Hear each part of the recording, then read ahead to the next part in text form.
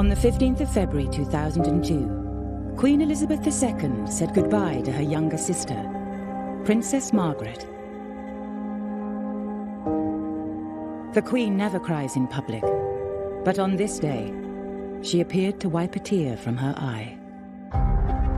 Now we're looking at the lives of two sisters who started out as equals. Elizabeth and Princess Margaret are best of mates, very close, sharing in one another's lives, their secrets. They were forced apart by fate. She knew she was leaving behind her family, she was leaving behind her sister, and things could never be the same again. For the first time, we reveal the real relationship between the Queen and Margaret. The first matter that comes before her is her sister. How shocking that must be for her. She was still thinking, but Elizabeth, I've done everything for you. I've always been supporting you. Where are you now? It's a relationship threatened by love. Very poignant for Elizabeth that part of her happiness creates Margaret's unhappiness. The press. Since the age of 17, I've been misreported and misrepresented. And duty. Elizabeth now knows that if it comes between the crown and her love for her sister or her love for anyone else, the crown has to come first. We discover how their bond was tested by war, crisis, and the death of their father. The veil victim was Princess Margaret, and people who saw her at the time terribly, terribly sorry for her. She looked like an absolute wraith. And how the crown would drive a wedge between them. Margaret's importance has been completely displaced by her sister. No one cares about Margaret anymore.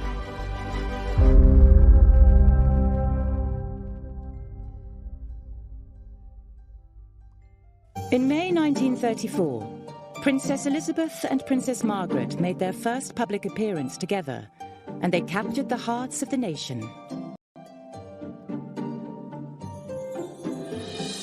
Here were these two little girls in their identical pink coats and little pink bonnets trimmed with roses.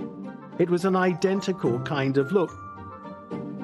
It was the beginning of a relationship that would fascinate the world for the next 7 decades. Princess Elizabeth, the eldest, was born in Mayfair in 1926. Baby Princess Elizabeth was front page news here and in America. She was known as Princess Betty. Whatever she wore, primrose yellow coat. Every mother wanted a primrose yellow coat. Every magazine wanted to run a photograph of her. This little girl really was a star in her own right. And in fact, her mother once said, "It frightens me," says Margaret 4 years later. And there began the closest of relationships.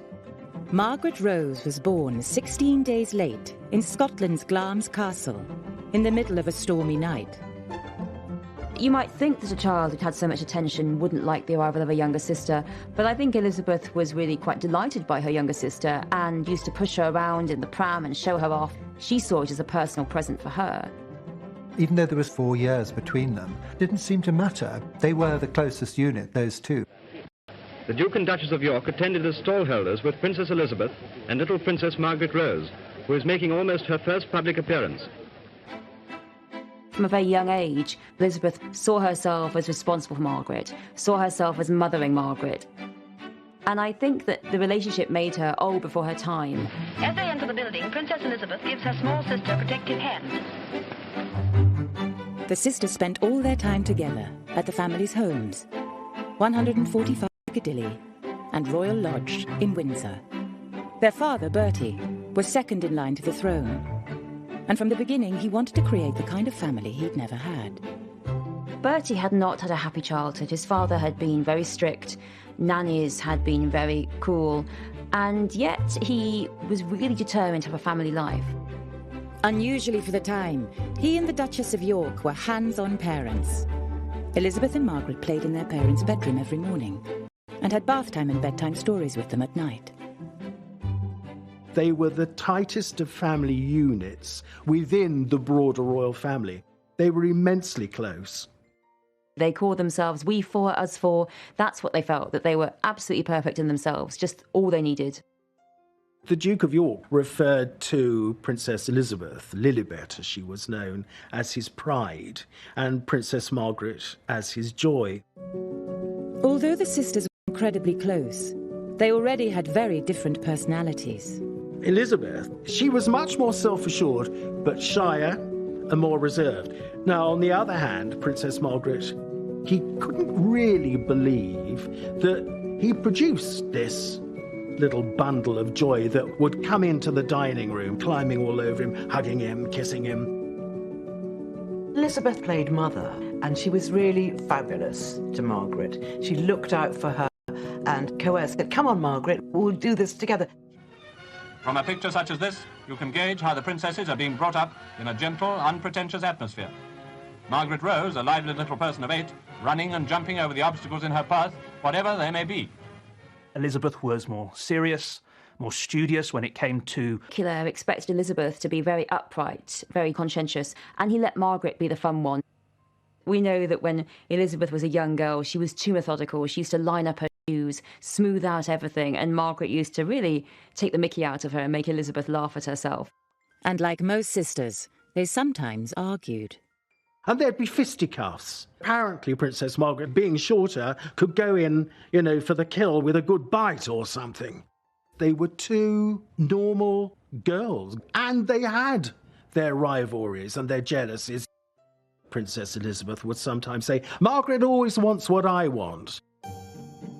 Because they weren't in direct line to the throne, the girls had privileged but unremarkable lives mapped out for them. The expectation for these two little girls is that they're going to marry suitable men, they will start happy family lives themselves, and whilst certainly supporting the core royals, they would live relatively sheltered lives. Elizabeth, at this point, her ambition was to marry a farmer and have lots of horses and have lots of dogs and really be an aristocratic housewife. That's what she wanted to be. When George V was king, there was no indication that Bertie would become king, and certainly not that Elizabeth would become queen. It was almost as if Elizabeth and Margaret were extra royals. Free from pressure, the sisters came as a pair, and the world loved to see them together. In 1936, the Society photographer Lisa Sheridan photographed the two girls for her book, The Princesses and Their Dogs. These are pictures of the royal family playing together. I think we can almost fool ourselves into believing that this is just an ordinary family. Both princesses lived these idyllic, happy lives. They were never denied anything. But their lives were to change forever, and the inseparable sisters were about to be forced apart.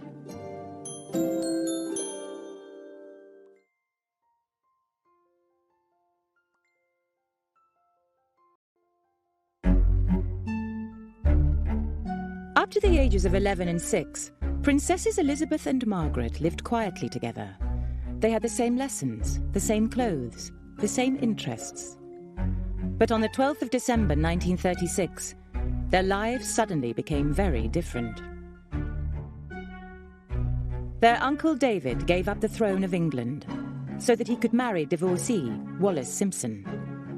And that meant their father, as next in line to the throne, would become king. Edward VIII had been trained all his life to be king. The Duke of York had never been trained for kingship at all.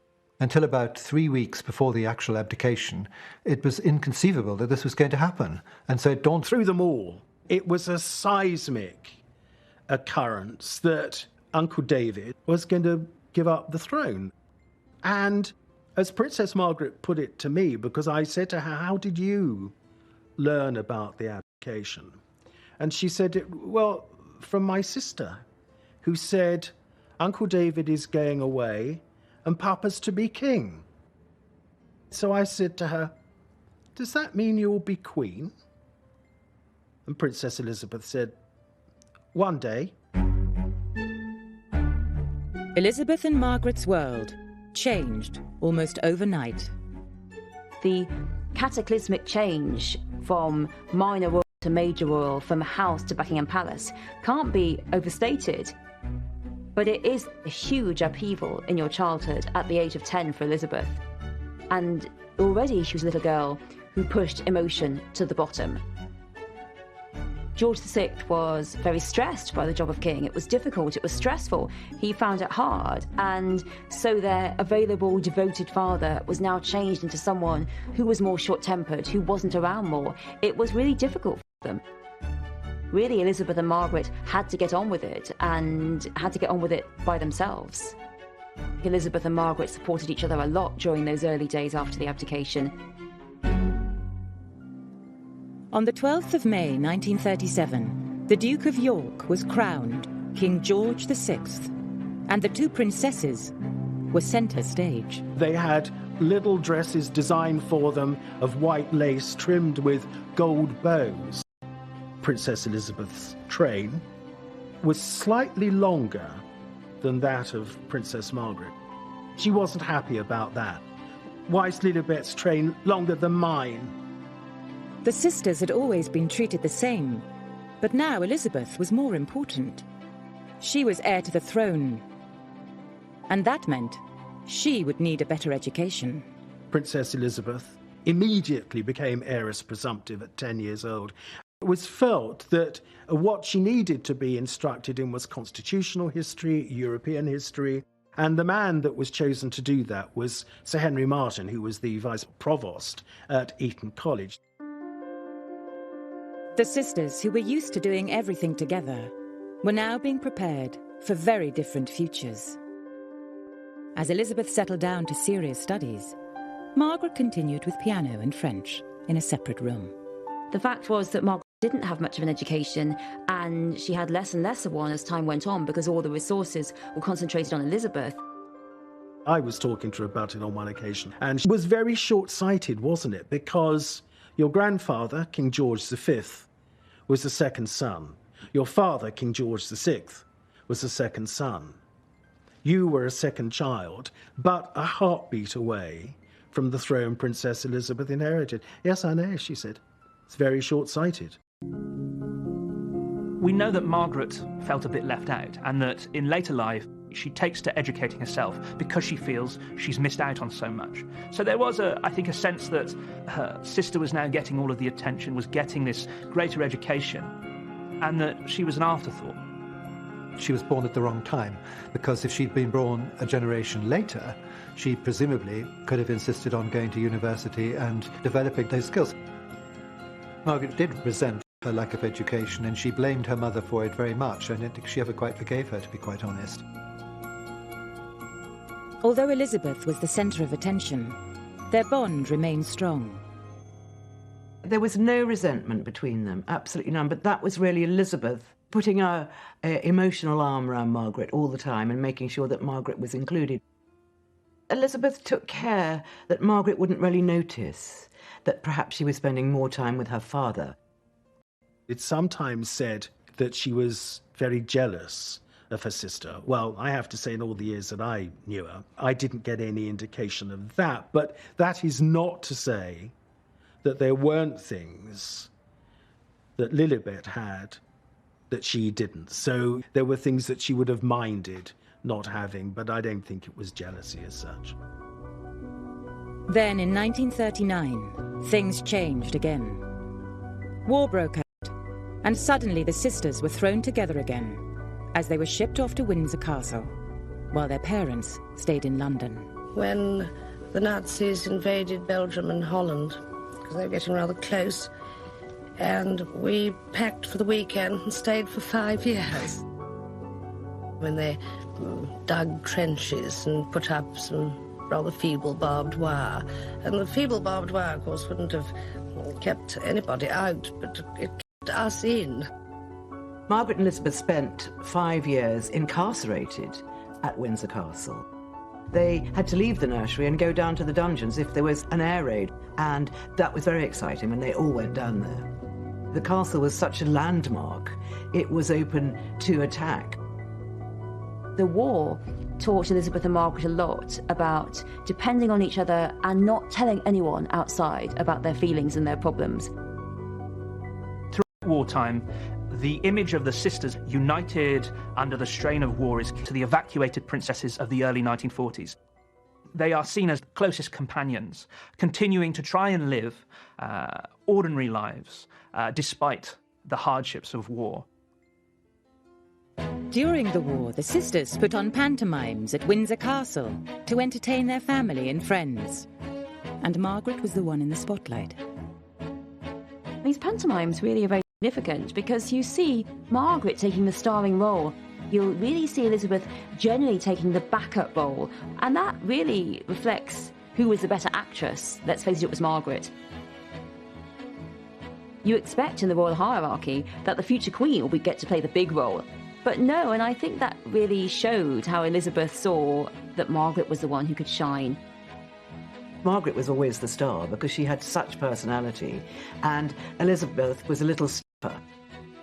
Both the girls loved acting, because basically the rest of their life was going to be one long play. Elizabeth is very methodically minded. She would correct the other children in the play, so really she was taking the role of director, which of course, again, she was for the rest of her life. Margaret didn't care, so she could act everyone else off the stage. In public, though, Elizabeth had no choice but to play centre stage. In 1940, she was asked to make her first public radio broadcast, and the shy Elizabeth chose to have her outgoing sister there to help.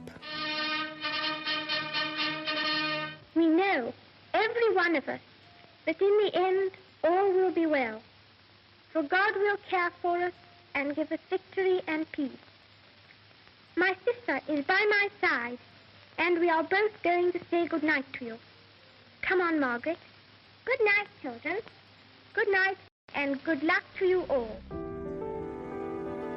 Elizabeth, in that greeting, she describes how she and her sister Margaret Rose, who stood alongside her at the time, they know what it feels like to be separated from their parents. She needed Margaret by her side, a help. She had her as a support, and I think that Margaret was part of it, was really very important to Elizabeth.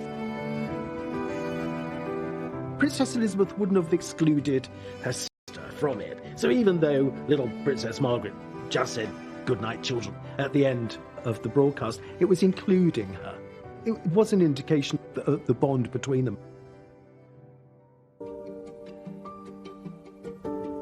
War had made the sisters much closer again. But in 1944, Elizabeth turned 18. Their childhood was coming to an end. Elizabeth, on turning 18 in 1944, she starts to take on more public join her. At 15, Margaret was left at home in the nursery, while Elizabeth moved into her own suite of rooms and took on more responsibilities. Princess Elizabeth's public image almost changes overnight. From one of two sisters, suddenly, on turning 18, her trajectory transforms completely. She takes on new roles, and there is, I think, a growing separation in terms of the kind of roles that these two princesses are fulfilling. Two different pathways that the princesses are going to move along. They emerge out of the war, and really from the end of the Second World War onwards, we see Elizabeth taking on more and more responsibilities in readiness for becoming queen. But it wasn't just age and a growing sense of duty that was pulling Elizabeth away from Margaret. Elizabeth was in love.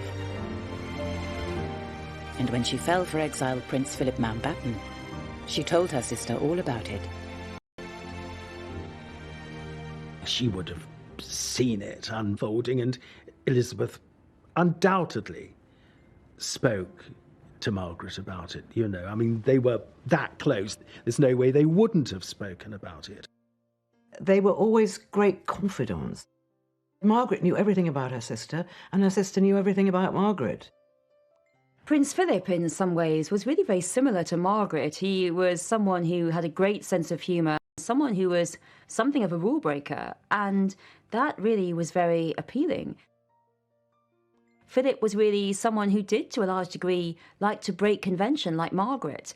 And in the early courtship of Elizabeth and Philip, she, of course, was constantly escorted by Margaret. Margaret escorted them in the nursery when he came round to visit. Margaret escorted them out, because you can't go without an escort. So Margaret became a third wheel, really. But it wasn't an unfortunate third wheel. Margaret didn't feel like she was stuck. Actually, it became quite a good friendship, and Philip enjoyed Margaret's company, and it was really quite a fun threesome to go out on the town with. It's interesting that Elizabeth, so dutiful, so responsible, fell for someone who was rather like Margaret. To begin with, Philip joined Margaret and Elizabeth's close relationship. Three of them made quite a good little team, and Margaret was always there. But Philip didn't seem to mind at all, and he was a very sophisticated young man, and yet he was sort of almost playing ball games with these two princesses. But as Elizabeth spent more and more time with Philip, she started to pull away from her sister. Initially, when Philip was courting Elizabeth, Margaret was always there. But as it got more and more serious, it became increasingly clear to Margaret that she would be left out. And it wasn't just Margaret that she was pulling away from. Operated in a totally independent way, which might not have been the first way that her parents wanted her, was by choosing Prince Philip. It was a very, very good choice. But they were nervous about him, and they thought he would be a modernizer. Well, he was. No one expected Elizabeth to have an independent mind of her own. They thought she'd go on being their princess forever and ever. The idea that just as a young woman she'd say, no, I want to marry him, that was really a shock. In 1946, Philip and Elizabeth got engaged. But the king asked his daughter to keep it secret until after the family's first trip abroad together, to South Africa in 1947. It would be the last time Elizabeth and Margaret would be together as two single sisters, because tragedy would soon tear their family apart.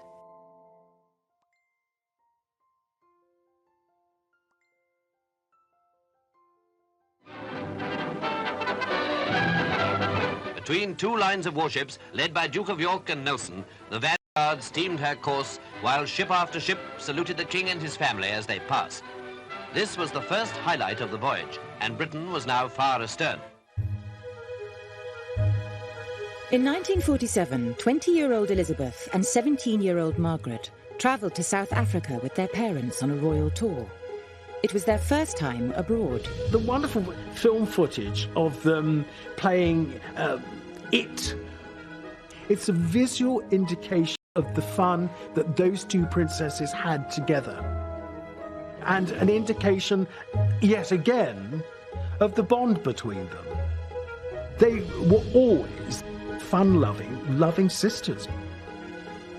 With Philip 8,000 miles away, Margaret had her sister to herself again. They went riding, attended ceremonies, and went to parties. The sisters were so close. They went to a ball together, and because it was an official party, they had to do their duty and dance with everyone. And after the party, they were spotted just chatting away together, laughing about the evening, and just being two sisters together. They sat there and had a giggle and talked like sisters do about the funny people they'd met, and Margaret would be mimicking the person that she'd danced with. They just had this intimacy of the two of them. Behind closed doors, she and Princess Margaret are still best of mates. Very close, sharing in one another's lives, their secrets. They are normal, young, fun-loving princesses.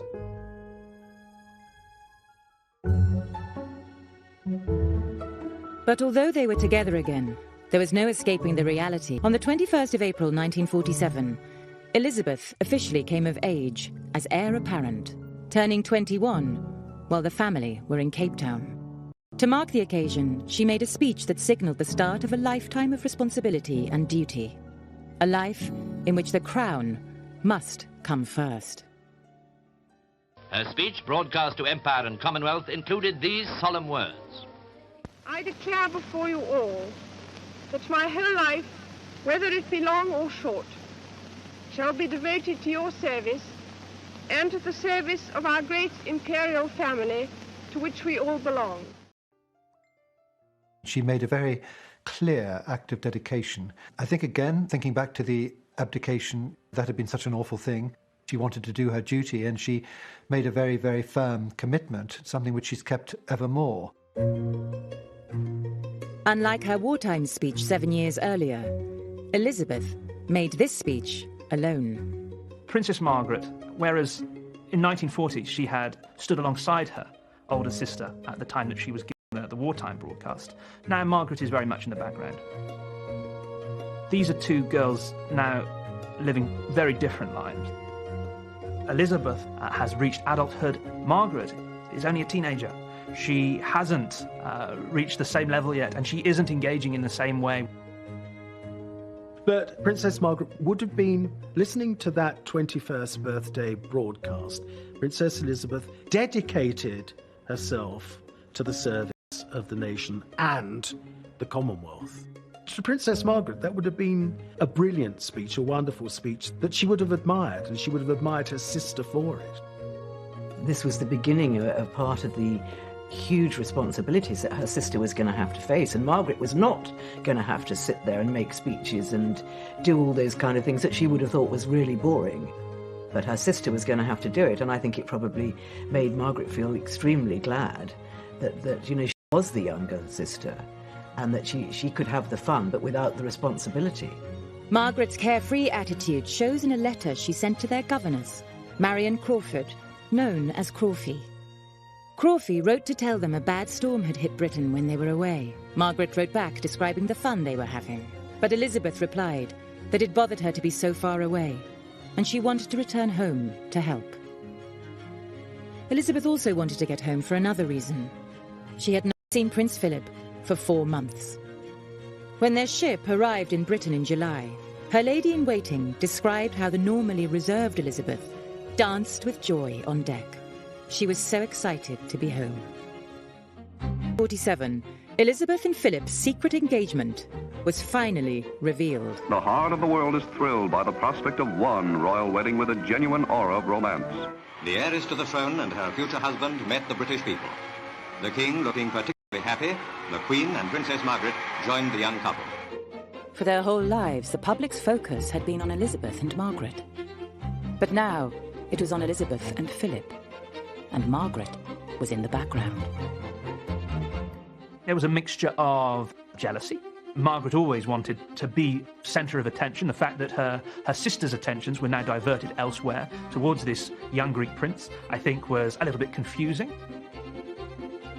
I think it was for Elizabeth as well, because although she was swept up in the excitement of romance and love and Philip, also she knew she was leaving behind her family, she was leaving behind her sister, and things could never be the same again. So the old unity of Elizabeth and Margaret was broken, and now it was Elizabeth and Philip, and Margaret was on her own.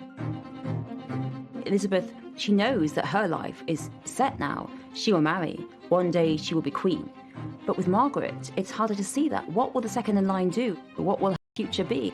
Very poignant for Elizabeth that part of her happiness really creates Margaret's unhappiness. The night before the wedding, the family had dinner together alone, before Elizabeth left Margaret to begin her new life.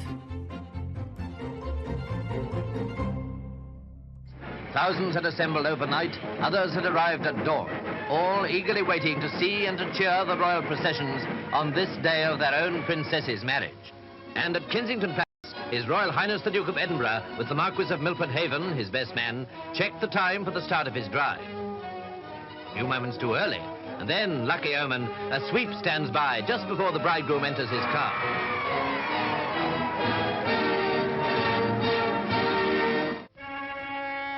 The royal wedding took place on the 20th of November 1947 in Westminster Abbey. Margaret was chief bridesmaid. She took great care that her sister's train shouldn't catch on anything and was constantly straightening it. Princess Margaret leads the 8 bridesmaids who have come to join the bridal pair. The king wrote a letter to Elizabeth after the wedding, saying, "I can see that you are sublimely happy with Philip, which is right, but don't forget us."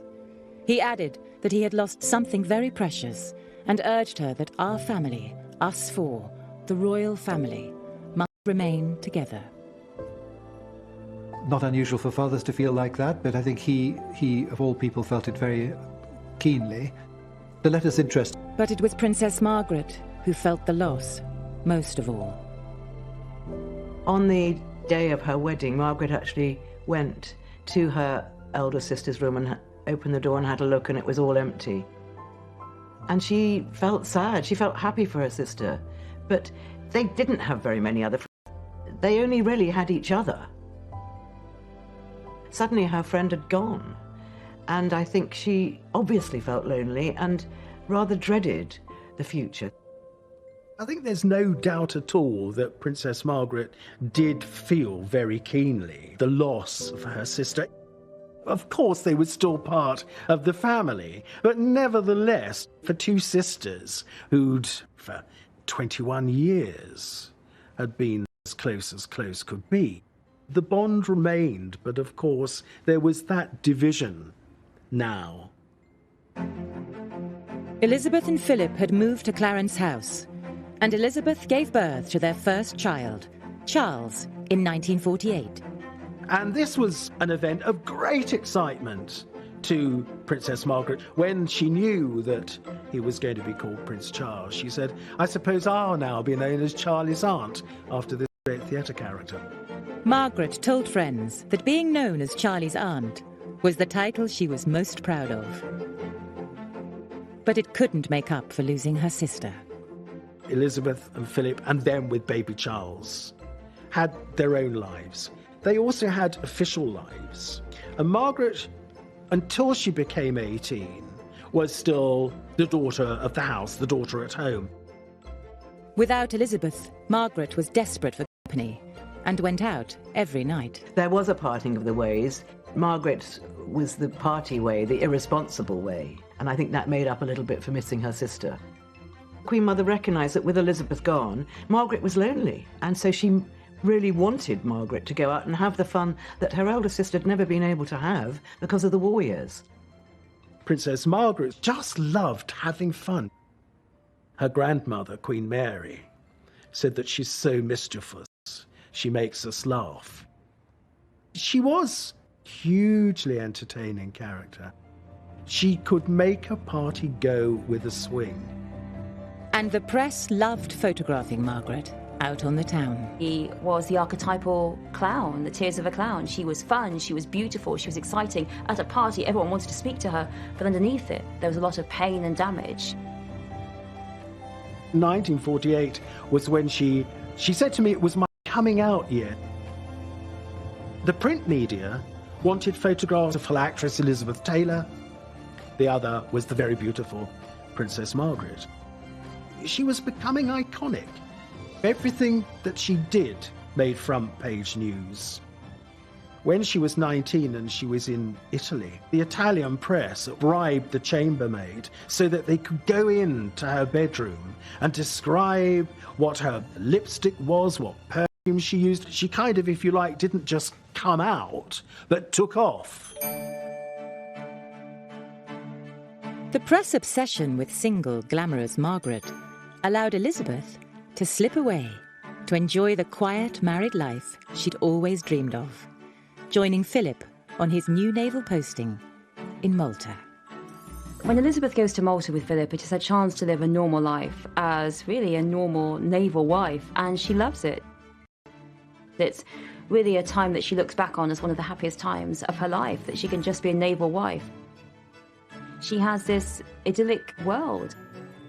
There she could drive around in her own car and just go shopping like any other naval wife, go to polo matches, go dancing in the Phoenicia Hotel.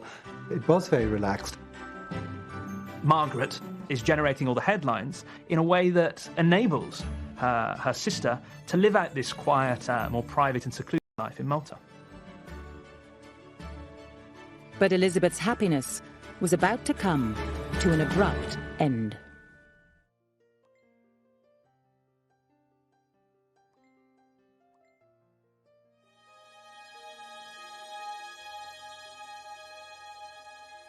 King George's health was declining. Both his daughters stood in for him more and more on royal duties. And in 1952, Elizabeth and Philip rushed back from Malta to take the King and Queen's place on a royal tour of the Commonwealth.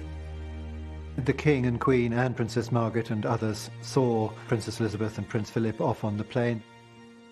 Those images are the last images that we, the general public, see of the King. He didn't look well, and yet they can't have been expecting him to die as quickly, otherwise I don't think they would have sent Princess Elizabeth off on such a long tour. But it must have passed through their minds that they wouldn't see each other again, so those images are very poignant. A very warm-hearted reception had been prepared for Princess Elizabeth and the Duke of Edinburgh. And there was a special reception for school children on the lawns of Government House. The Princess and the Duke, driving slowly round so that all the 12,000 children could see them, received a tremendous welcome. On the 5th of February 1952, Margaret was home with her parents at Sandringham. They'd been out, they'd come back, they'd had lovely evening. And then the king retired to bed. And sometime during the early hours of the next day, the 6th of February, he died in his sleep. Nobody knows what time. And this, of course, was just totally devastated Princess Margaret. She only had her mother to keep her company in the aftermath of George VI's death, separated, of course, from her older sister, who had always provided a sense of reassurance and leadership at times of crisis. The big difference between the two sisters is that with her father's death, Elizabeth is now queen. And with that role comes the business of queenship, duty, service, and public engagements. She has new roles to fulfill in the absence of her father. Margaret, on the other hand, doesn't have all of these roles to fulfill. Margaret felt completely alone. George VI had always spoiled his Princess Margaret. He'd had this very close relationship with Margaret. He is gone and she is bereft. She loved him dearly and writes later how much she missed him, how much a good man he had been. And instead, all she has for company now is her grieving mother.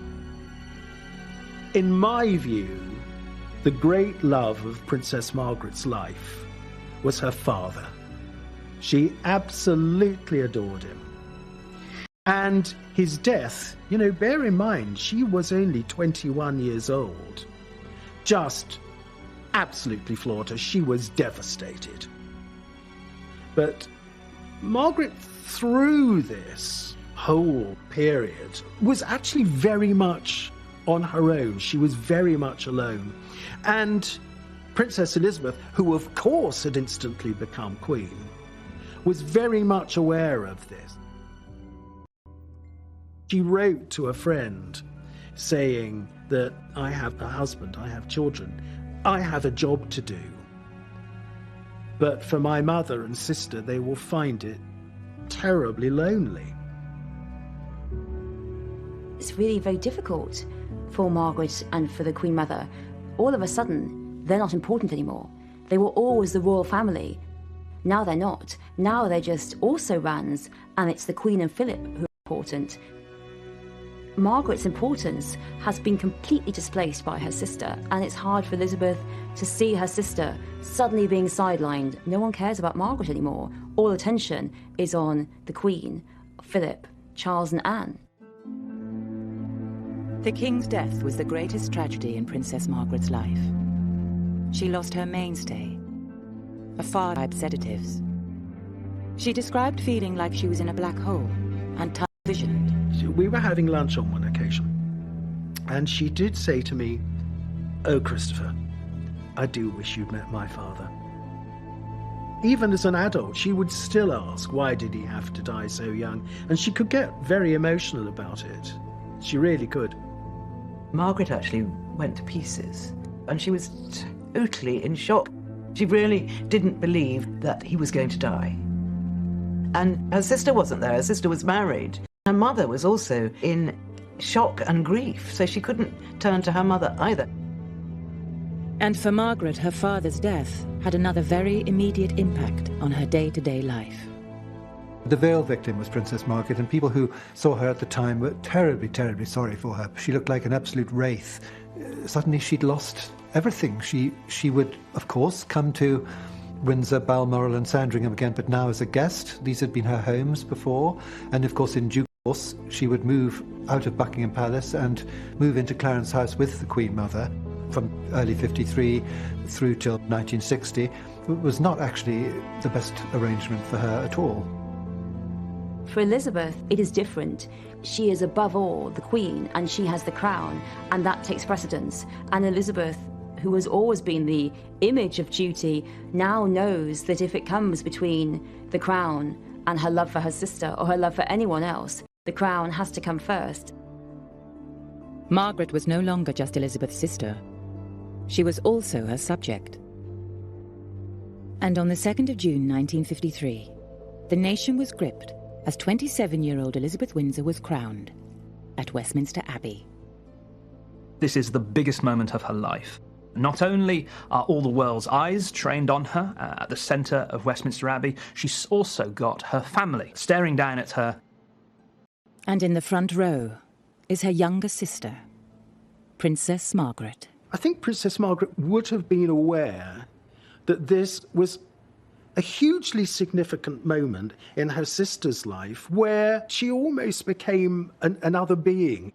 The moment of anointing, the moment of consecrating. It took her to another level, elevated her above all people. At the moment of the coronation, Elizabeth becomes divine. She actually grows another body, and this divine body is not the sister of Margaret. It is the Queen. It is head of state. Lady Glenconnor, one of the maids of honour at the coronation, said to Margaret afterwards, "You looked a bit sad." And she said, "Of course I'm sad." She must have thought to herself, this is what the new order looks like. Over 20 million people around the world watched the coronation as Elizabeth became the most famous woman on earth. Elizabeth, crowned the head of a great family of nations. Long may she reign.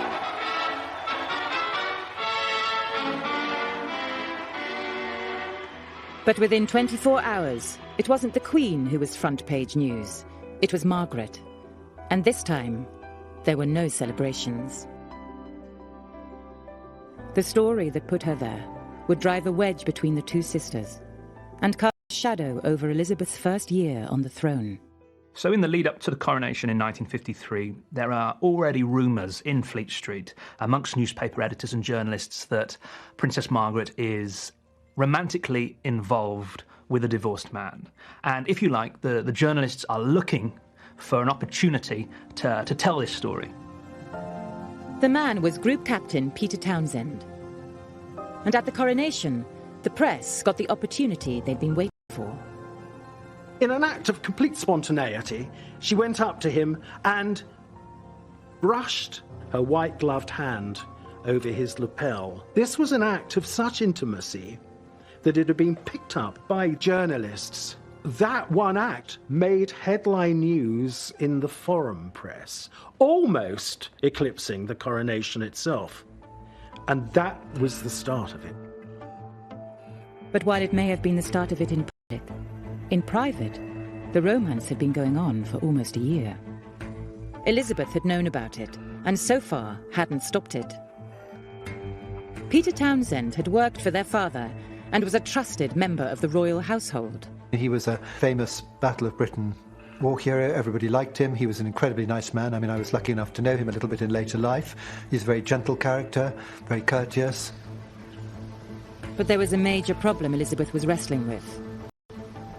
Townsend was a divorcee. The very fact she was on the throne at all was because her uncle Edward VIII had been forced to abdicate to marry a divorcee. This, of course, put the Queen in a very difficult situation. She's now head of the family. She is temporal governor of the Church of England, a church that does not approve of divorce. So Elizabeth had asked Margaret to wait until after the coronation before making the relationship public. She was quietly hoping the love affair would have cooled off by then. In some ways, it's almost the Queen saying to her sister, well, are you quite... It might fizzle out.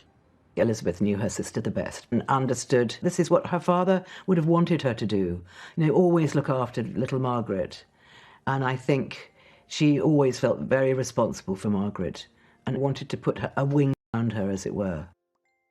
Both the Queen Mother and the Queen, both Elizabeths, really thought that it was Margaret's fascination and infatuation with a much older man. It would blow over, nothing would happen. And so as a consequence, it wasn't stopped, it wasn't discussed until it was far too late. Now the secret was out. Elizabeth could no longer resolve the tricky situation in private.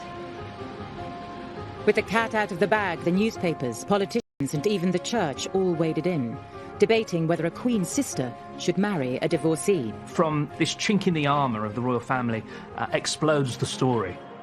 For months, the coronation has been dominating the press coverage of the royal family, and Elizabeth has been the central figure in that narrative. In the days and weeks immediately after the coronation, all of that attention switches onto Margaret. She becomes the story. But Elizabeth had yet another complication to consider. The Church of England bans marriage to divorcees, and there's even a law that forbids royals from the line of succession if they break this ban. It's clear that Elizabeth and Margaret are no longer just two sisters. They're now queen and subject, and the toughest challenge their relationship has ever faced is about to come to a head.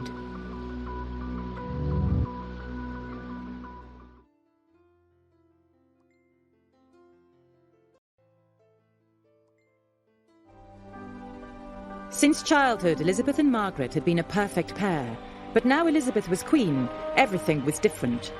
She could no longer give Margaret advice and support just as a big sister. Their relationship became subject to the law. Many of us are blocked from what we want in life, but it's very infrequently we feel necessarily it's our sibling that blocks us from this. The Royal Marriages Act says if you're in line to the throne, you must have the monarch's permission to marry, until you're 25. Margaret was 23. To marry Group Captain Townsend, she would need her sister to agree, and that would mean Elizabeth going against the teaching of the church that she was head of. The whole thing about the Queen is that she's so uncomplicated as a personality, as a character. She couldn't understand why her sister had to go and fall in love with a married man. You know, she just flummoxed, really. Elizabeth may have been puzzled by Margaret's choice, but she desperately wanted her sister to be happy. But now, as queen, it wasn't just the church she had to listen to, it was also the government. Taking advice. If she asks for formal advice from the Prime Minister or the Foreign Secretary on a matter, and it is given, she will accept that advice. The only time the Queen has ever really spoken about being Queen was that she said she was thrown into it. She had no rule book except to do what her father had done. She kept all the old courtiers, most of whom were much, much, much older than her. She had a Prime Minister who was much older than her. She was treading very carefully. The Prime Minister was 79-year-old Winston Churchill. He remembered the last royal marriage crisis between Edward VIII and Mrs. Simpson. And so did Tommy Lascelles, the Queen's private secretary. He was a relic from her father's court, and he definitely didn't approve of Townsend. There was a snobbishness at court regarding Townsend and Townsend's background. Though he had a sterling military record, he was ultimately a commoner. Not only that, he was a servant of the royal household. What should a royal servant be doing consorting with a princess? They don't agree. Townsend is a suitable choice for Margaret. Elizabeth was under huge pressure. While her advisers disapproved of the relationship, the public was very much on Margaret's side. The Daily Mirror announced a poll, and out of 70,000 replies to the poll, 68,000 replied saying she should be able to marry whoever she wants, whatever his background, whether he'd be divorced or not. So the public were very much on side. The Queen was in an impossible position. She had to decide, be a good queen or a good sister. You see Elizabeth very torn because, of course, Margaret says to her, you can imagine, but you're the Queen. You can change things. You're the most powerful woman in the country. And Elizabeth is being told over and over again, this is how things are done. This is how things must be. You cannot change it. You can't change it just for your sister. You can't have an exemption for her. Things have to stay the same. In the weeks after the coronation, Tommy Lascelles and Churchill hatched a plan to send Townsend abroad on a posting to Brussels and ask the couple to wait 2 more years. In the meantime, the Queen Mother and Princess Margaret are going off on an official visit to East Africa. What they do is to get rid of him 2 days before the Queen Mother and Princess Margaret come back to London. And Princess Margaret really minded that. She said, we were promised that we'd be able to say goodbye, that we were promised that he wouldn't go before I got back. Lascelles' plan was a blow to Margaret. Little choice but to agree. Margaret found it very difficult. Really, Peter Townsend had been someone she relied on. She missed him, she wasn't allowed to see him. For Elizabeth, the relationship of the sisterhood had been superseded by the crown. But for Margaret, the relationship with the sisterhood was still paramount. So she was still thinking, but Elizabeth, you're my sister. I've done everything for you. I've always been supporting you. Where are you now? One of the problems for Princess Margaret was not having anybody to talk to. Elizabeth stepped back. She had to. She didn't want to give a personal lead. She couldn't give a personal lead. The situation was painful for Margaret.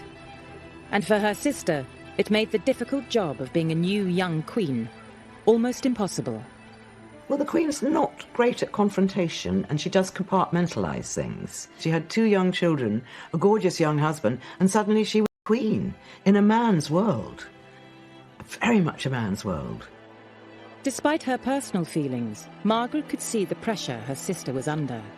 And so, with Townsend away, she decided to help Elizabeth. Margaret saw that her sister was really going to need her. You know, even if it was just a telephone call in the morning to cheer her up. And they did speak every day on the telephone. For the next 18 months, Margaret focused on her family. They spent time together at Royal Lodge, Windsor, with Charles and Anne, and up at Balmoral. She was a very attentive aunt. The Queen always called her sister Margaret. And Charles, Anne, later Andrew and Edward, William, Harry, all knew her as Margot. That was the family name. Margaret sort of took upon the role of helping her sister, and she was brilliant with the children. She absolutely adored Anne and Charles. She was the one that helped them and encouraged them with their schoolwork and made life fun for them. So I think she sort of found a little role for herself. With Townsend in Brussels, Margaret had put her sister first and her love life second. Then, in August of 1955, she turned 25. Now she no longer needed Elizabeth's consent to marry. But things weren't that simple. Margaret knew that if she went ahead and married Townsend, there would be serious consequences. If she decided that she and Townsend were still going to marry, the only option would have been a civil marriage. And at that time, she would have lost her civil list income. She would have lost her role as a working member of the royal family.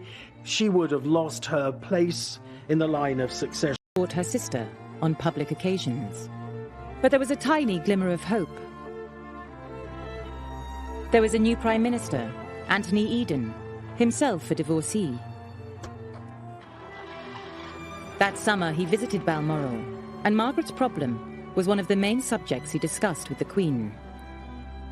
As Elizabeth and the Prime Minister wrestled with the issue, Margaret herself wrote to Eden. And she said there would be a lot of speculation about Peter Townsend, and she said he would be coming back on leave in October, and she hoped to see him. And she said, it's only by seeing him that I can decide whether I can marry him or not. On the 12th of October 1955, Townsend returned to Britain. The tabloid journalists and photographers are following him everywhere. There's great speculation as to what it was they were talking about. What were Margaret and Townsend discussing? Was it a future together, or was it a breakup? Over the days that followed, Margaret continued her royal duties. On the 21st of October, she watched her sister unveil a new statue of their father.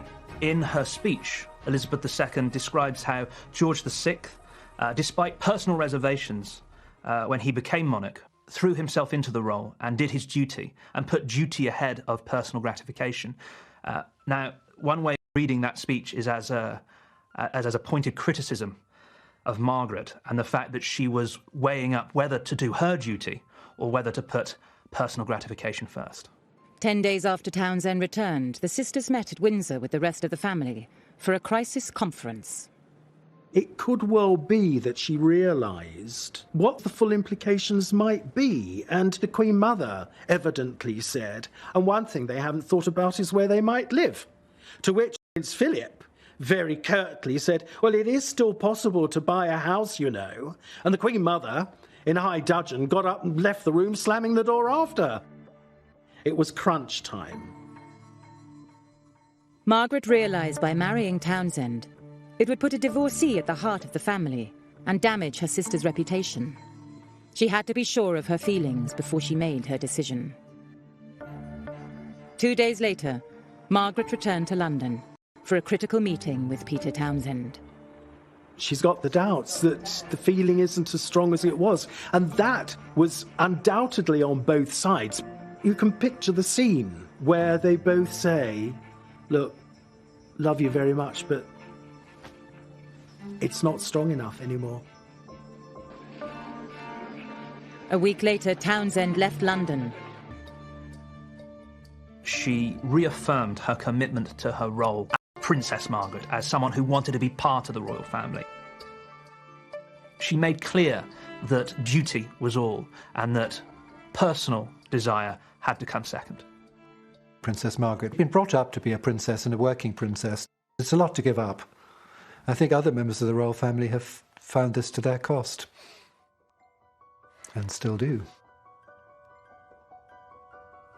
In the end, Margaret making the decision to not marry Townsend, to stay single, took the heat off Elizabeth. She did what everyone wanted her to do, and she had always been the girl who did what everyone told her not to do. She'd always been the one who'd broken the rules, who disobeyed. And now, really, she played the Elizabeth role, and she did it to save the monarchy and save her sister's face. Margaret had come to the decision that sitting next to her sister, not Townsend, was where she wanted to be. And a year later, in November 1956, when Queen Elizabeth opened Parliament, that was exactly where she was. Philip was away, and Elizabeth was accompanied by Margaret, and that sent a very powerful message, this really important moment of the monarch, that you are at the state opening of Parliament. Elizabeth is saying very clearly to everyone, despite the Townsend affair, Margaret and my relationship is exactly the same. Both sisters had put duty first. There's always an idea that the Townsend relationship caused some kind of rift. I mean, I was told by a former private secretary to the Queen that from the Queen's official point of view, she would have wanted this over and done with, whichever way it was going to be, just get on with it. But it did not cause a rift, so far as I'm aware, between the two sisters. But it was a lesson to them both. Now Elizabeth was Queen. It would affect both their lives. Nothing Margaret did was private anymore. With the Townsend affair behind them, the late 1950s saw Queen Elizabeth on a whirlwind of official engagements, tours, and receiving lines as she began to find her feet as Queen, sometimes with Margaret by her side. Princess Margaret, meanwhile, had more freedom, time for more than just royal duties, and the papers loved her for it. They were filled with stories of her parties and evenings with fashionable friends. But despite her sister's glamorous life, Elizabeth was worried. Margaret was still single. Someone else. The Townsend affair had left its mark. But who should Margaret marry? By now, she was almost 30. She had to find somebody. When it came to potential bridegrooms, there was an awful lot of media speculation about who would Princess Margaret marry. Would it be Sonny Blandford, the Marquis of Blandford, the heir to the Duke of Marlborough? Would it be Johnny Dalkeith, the Earl of Dalkeith, the heir to the Duke of Buccleuch? You know, one of these very grand aristocratic marriages. But it wasn't a prince, duke or earl that caught Margaret's eye. It was a good-looking society photographer and designer. And his name was Tony Armstrong-Jones. At first, the relationship was a secret, even from her sister. He is everything that sort of goes against royal protocol. He is extremely fun-loving. He is a bohemian. He's had reportedly relationships with men and women by this point. He's something of a Lothario. He's a real hit with his friends, and he lives a sort of a seedy life on the edges of proper society. He's very much of the 60s, and this is very different. This is a very brave move on the part of Princess Margaret. Margaret's last relationship almost caused a constitutional crisis. How would the world react to her new lover? And most importantly, after the scandal of her last affair, Margaret hoped her sister would approve of Anthony Armstrong-Jones. He was an unconventional, even shocking choice for a princess. But he wasn't divorced, and Elizabeth knew her government couldn't object. Above all, she could see he made her sister happy.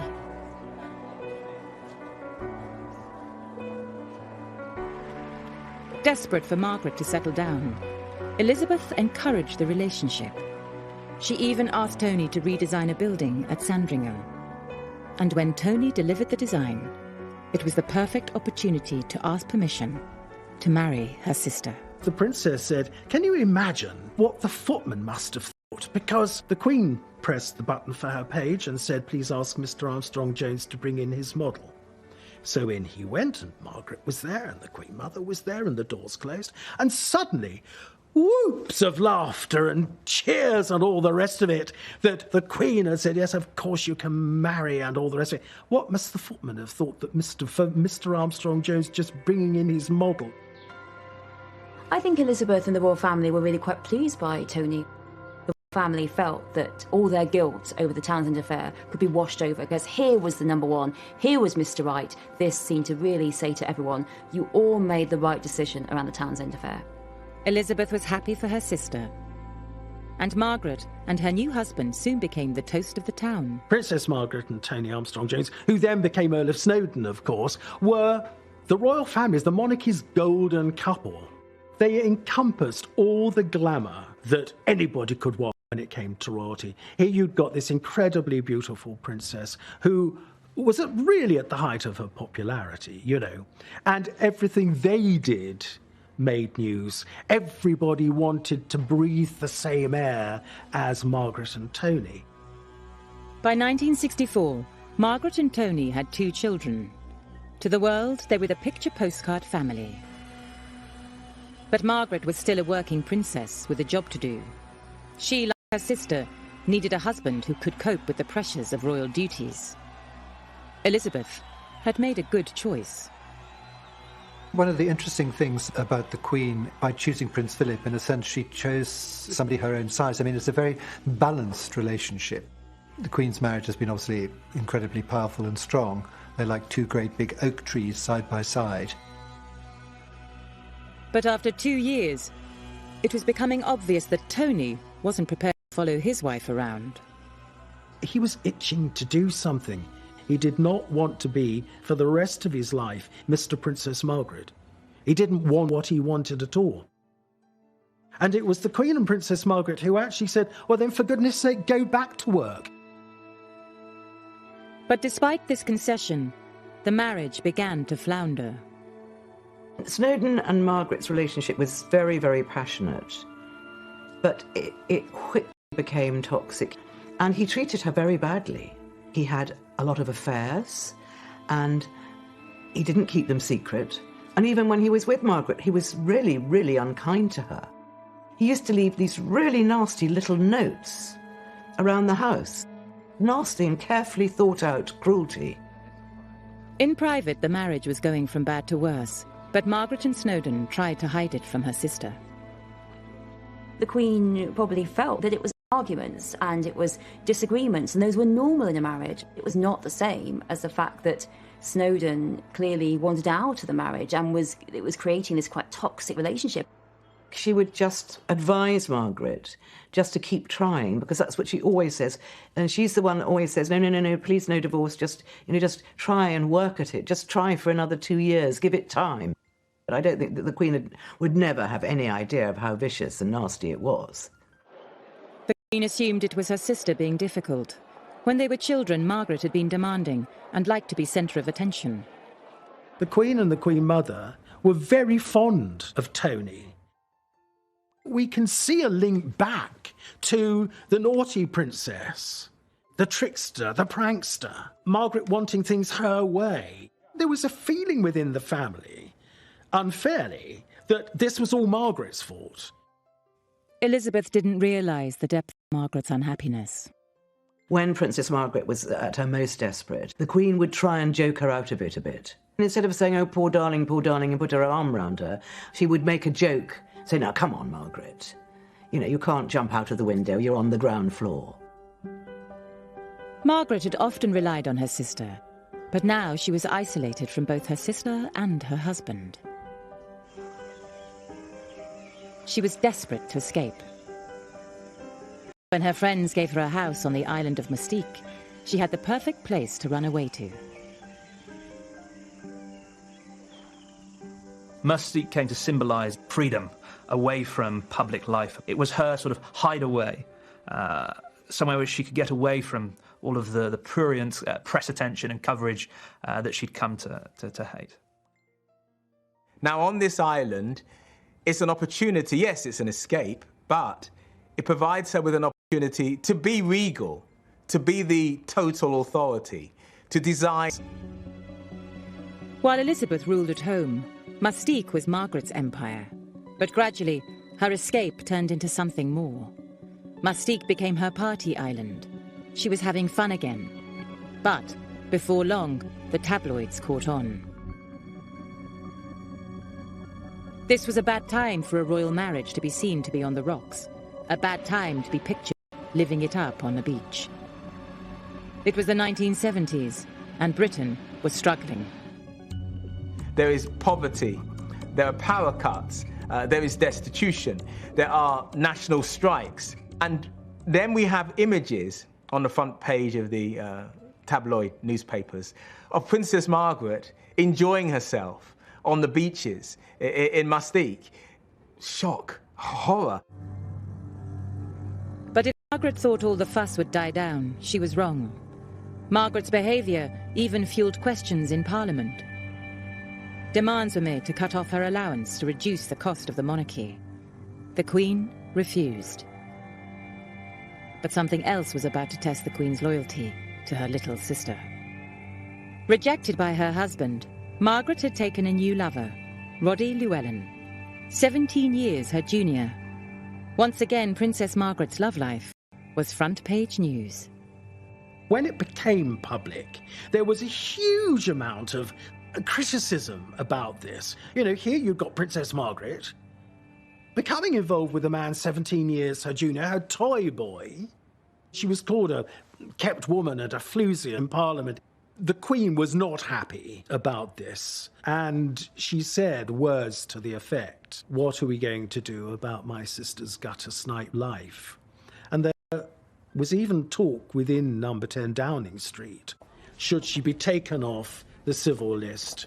And if this is, if this is the life that she wants, what should happen? I don't think the Queen was too sold on that idea. But even Elizabeth felt her sister had gone too far. Her lifestyle was threatening the reputation of the royal family. She decided enough was enough. The palace released a statement. Margaret and Snowdon's marriage would end. The sisters had been brought up to think divorce spelled disaster for the royal family. And now, the worst had happened. The Queen hoped that this would be an end of it. But the press wouldn't leave Margaret alone. There's a degree of double standards. If it had been an older man with a younger woman, he would have been on the front page and perhaps paraded. At the time, sort of chastised her for lack of morality. Few people have suffered more than you from wild and inaccurate and irresponsible press stories, especially in foreign papers. Can you laugh at them, or do you find them aggravating? I find them extremely aggravating. I think since the age of 17 I've been misreported and misrepresented. They're not worth denying, really, because they're usually inaccurate. For decades, the press had been obsessed with Margaret's private life, and it had often caused tension between her and her sister. Now, as she entered her 50s, Margaret had a tough choice to make. Would she choose happiness in her private life, or would she again give it up for her sister and the crown?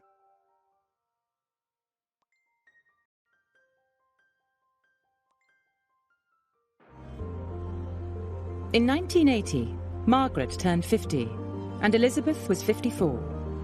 Margaret was divorced, and within a year, she parted company with Roddy. Seemingly unable to have a private life without it damaging her sister, she resigned herself to remaining single.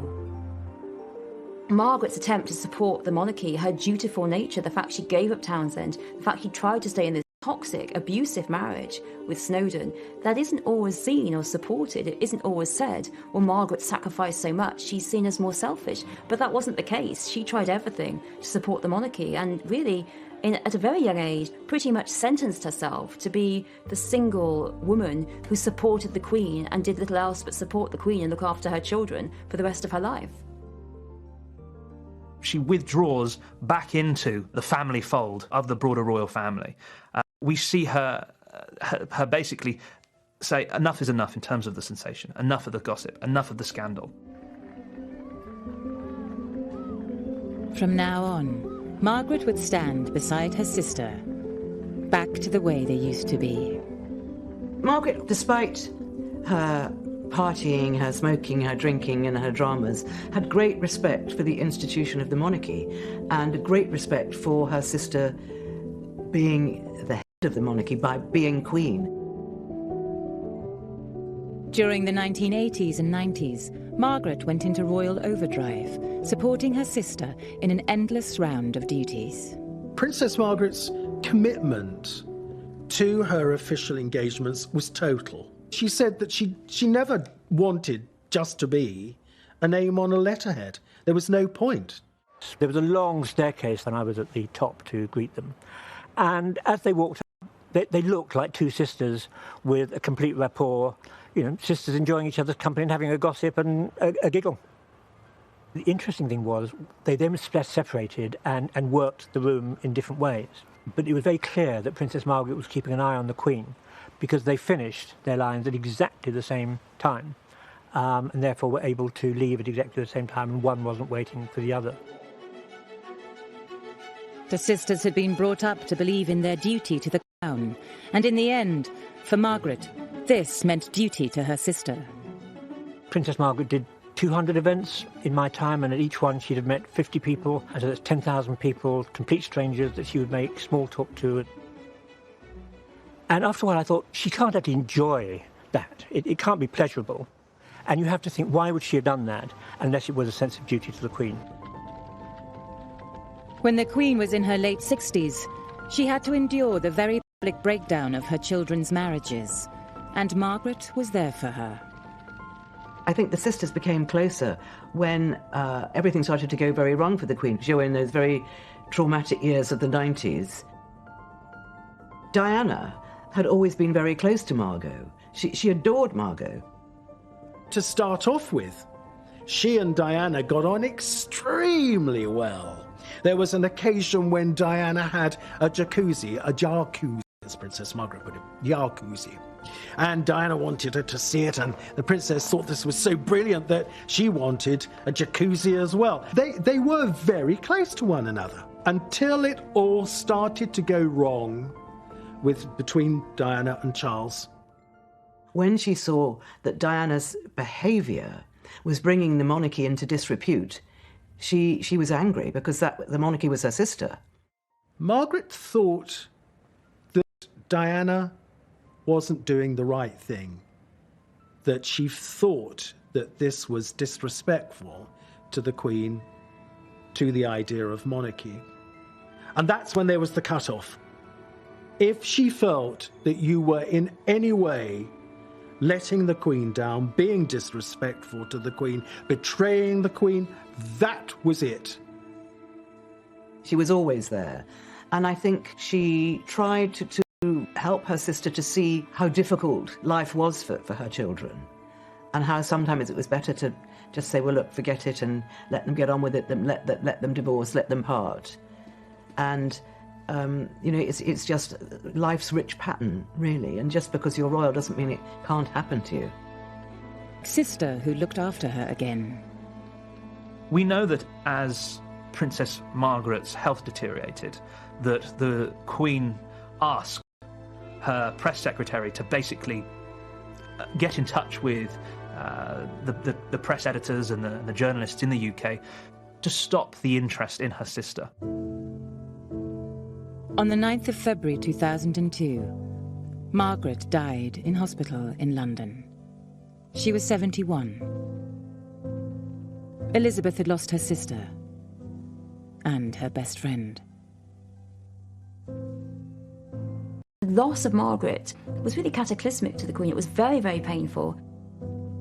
The Queen did see that Margaret's health had been put under strain by what had been denied to her emotionally. It's a very lonely place, being sat atop a throne, and to have a companion, to have a confidant who you can confide in and who you can tell your secrets to, and who shares in that life with you, I think was extremely important to both women. Even after her death, the press still painted Margaret as a rebellious, chain-smoking partygoer. But the truth is, much of her life was a dutiful one.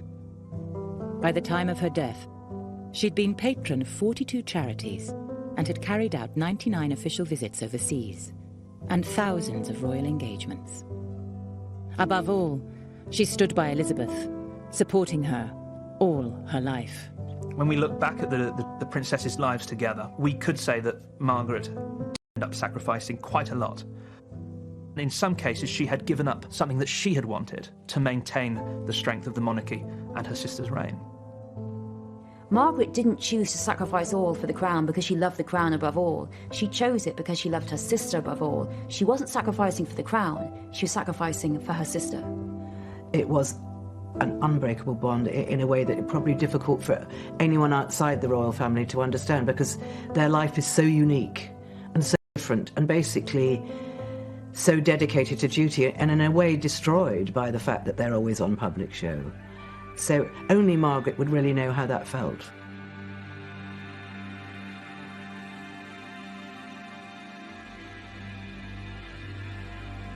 Margaret's funeral took place 50 years to the day that her father had been laid to rest, in the same place. I was privileged enough to be asked to go to the princess's funeral at St George's Chapel at Windsor. Both Snowdon and Roddy Llewellyn attended the funeral.